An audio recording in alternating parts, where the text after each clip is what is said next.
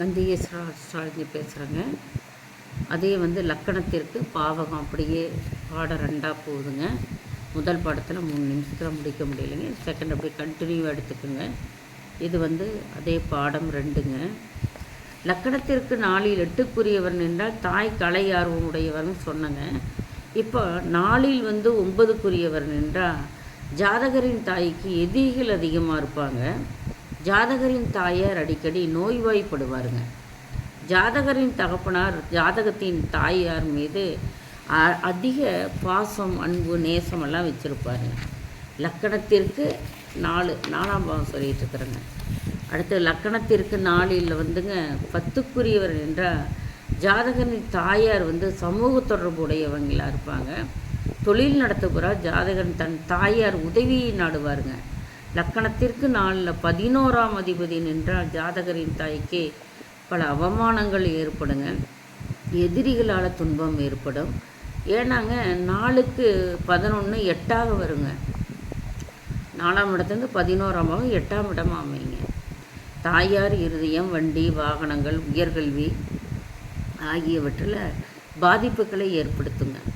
லக்கணத்திற்கு 4இல் 12க்குரியவர் என்றால் தாயார் தாய் தெய்வ அருள் பெற்றவராக இருப்பாங்க.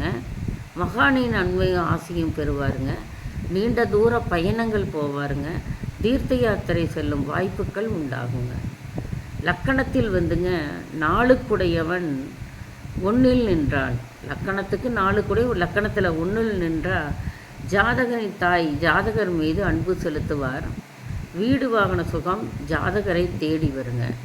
லக்கணத்துக்கு 4க்குரியவர் 2இல் நின்றால் தன் படிப்பு, பட்டம், சொத்து எல்லாம் அனுபவித்து சுகங்கள், தன்னுடைய உடைமைகள், வியாபாரம் இவற்றையெல்லாம் பற்றி அதிகம் பேசுவாருங்க.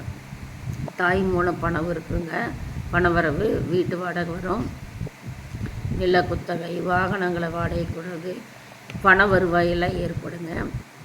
தாய் ஆதரவு இல்லாத எந்த ஒரு காரியமும் ஜாதகர் ஈடுபட மாட்டார். தாய் ஜாதகரின் குடும்ப நலத்தில் அதிக அக்கறை காட்டுவார். லக்கணத்துக்கு 4க்குரியவர் 3இல் நின்றால் ஜாதகரின் சகோதரர் தனமுடையவர், வாக்குத்தன்மையுடையவர். தாயார் ஜாதகர் இளைய தாய் மீது அன்பு அதிகமாக இருக்குங்க. ஜாதகரின் தாய் அதிக தூக்கமுடையவராகவும் தனிமை விரும்பி தனித்து விடப்பட்டவராக இருப்பாருங்க.